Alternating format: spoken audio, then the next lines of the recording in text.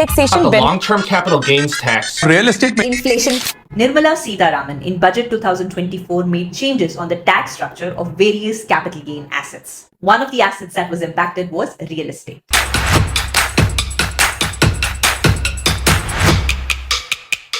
Hi everyone, this is Shalini Geda, Certified Financial Planner. Let's find out through this video what were the changes that were made on the real estate tax structure.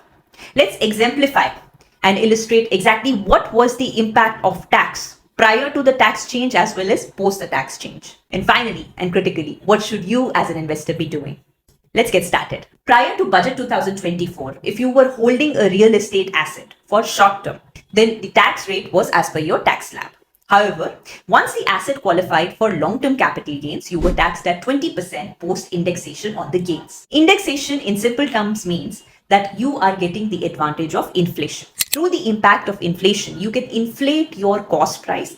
That means that the difference between the selling price and the cost price reduces and the tax impact automatically reduces. Now, this benefit has been removed. Post the 2024 budget, this has been changed. If you were holding the asset for a short term, you will still be paying tax at your tax slab. However, under the long-term capital gain tax rate, if you're holding the asset for more than 2 years, then the earlier tax rate of 20% has been reduced to 12.5%. Good news, not so much because the indexation benefit has been removed. So under the long-term capital gain tax rate, you will be taxed at 12.5% without indexation. This led to a backlash by people. So the government made an amendment that if the transactions were made prior to 23rd of July 2024, you could compute your tax at the lower rate of 20% post-indexation or 12.5% without indexation.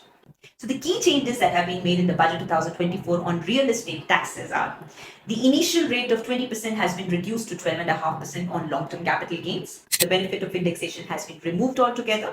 You can no longer take the stamp duty, registration charges, as well as the interest paid to the borrower, in addition to the cost of acquisition while paying off your capital gains. Let's find out through an example what is the precise impact of tax that is there prior to the rate change and post the rate change. Suppose you bought a property at 50 lakh rupees and the purchase date was 1st of January 2009 and the date of sale is 23rd of July 2024. Prior to the tax rate change, the inflation adjusted value was 1.32 crores. The selling price was 1.5 crore rupees. That means that the capital gain was reduced to only 17.5 lakh rupees. Now, when you tax the 17.5 lakh rupees of a capital gain at the rate of 20%, the tax came out to be only 3.5 lakh rupees. That led to a net profit of 14 lakh rupees. Now, post the tax rate change, the tax rate change has led to a new tax rate of 12.5%. The benefit of indexation has gone. So the 50 lakh rupees purchase price remains at 50 lakh rupees. The selling price is 1.5 crore. That means that the capital gain has increased to 1 crore instead of the earlier 17.5 lakh rupees. Now the capital gain of 1 crore rupees is going to be taxed at 12.5%, leading to a tax at 12.5 lakh rupees instead of the earlier tax of 3.5 lakh rupees. The net tax difference is going to be 9 lakh rupees, which is going to be an additional burden on the investor, and the net profit has been reduced to 5 lakh rupees. That means a much higher tax burden post the tax rate change. Will this mean that you will always have to pay a higher tax rate to the government post the tax structure change? Not necessarily. The point of indifference over here is 10%. Let's assume that the capital gain appreciation you've got on your real estate asset class is 10%. Now we have identified through the RBI Housing Index price change that the average house in India over the past 10 years has grown at the rate of 4%. So 4% can be considered as the impact of indexation or inflation. That means that the net gain is 10% minus 4%, that is 6%. And when the 6% is multiplied by the earlier tax rate of 20%, it comes out to be 1.2% tax. In the new tax structure, if the capital gain appreciation is 10% and there is no indexation, that means that the capital gain remains at 10%. And when this is taxed at the new 12.5% tax rate, the net tax comes out to be 1.2%.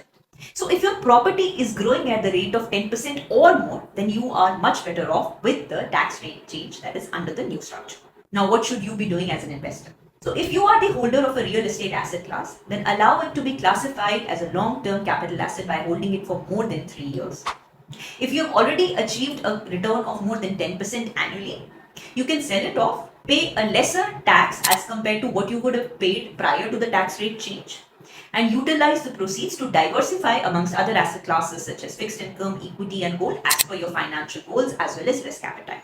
If you are not an investor and are considering getting into this, I would suggest not to do that if you're not doing it for the purpose of self-occupation. Why? Because one, real estate prices have already shot up, especially in metropolitan cities including Delhi NCR, Mumbai as well as Bangalore. Secondly, we have realized that on an average, over a long-term period, the average housing price has increased by not more than 4%. And thirdly, we've also realized that if the gain is not more than 10%, then you would be paying a much higher tax as compared to what you would have originally paid under the old structure. We have also made a detailed video on real estate as an asset class where you can understand the nuances of buying it. We hope you liked this video. If you liked it, please do hit the subscribe button as well as the like button. Please do let us know on what other financially relevant content would you want us to talk about. This is Shalini Gera signing off. Take care. Bye-bye.